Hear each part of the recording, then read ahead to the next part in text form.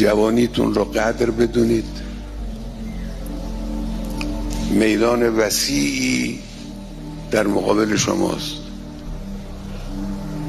انشاءالله 70 سال دیگه، 60 سال دیگه شما تو این دنیا حضور خواهید داشت و کار خواهید داشت.